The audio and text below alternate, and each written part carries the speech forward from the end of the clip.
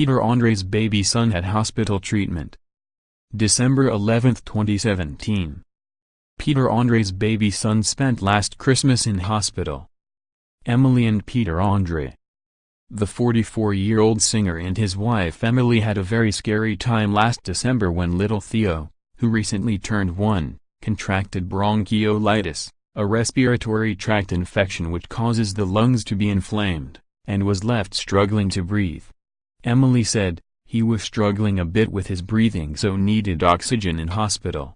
It was tough for me to speak about at the time, but now he's a chubby cherub and is right as rain. I feel fine to talk about it." Peter, who also has 3-year-old Amelia with Emily and Jr., 12, and 10-year-old Princess with ex-wife Katie Price, added, "It was a very scary time. We worried like crazy.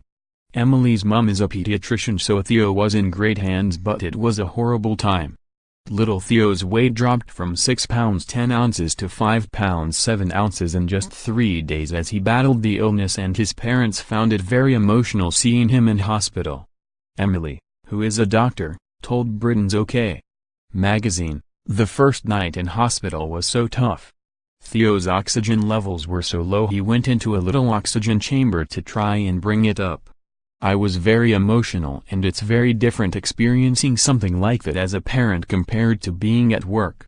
He also struggled with his feeding because every time he would feed, his oxygen levels would drop, so they had to put a tube down to feed him. It didn't work, so they took it out in the end and I breastfed him through it. Thankfully, Theo made a full recovery, but it took some time before he was fully settled. Emily said, "He recovered on his own. It's a viral illness, so they can't give antibiotics for it. He had supportive therapy, like oxygen, and made a full recovery. In the following few months, he was quite unsettled and I still don't really know why." Tagged in Peter Andre Katie Price.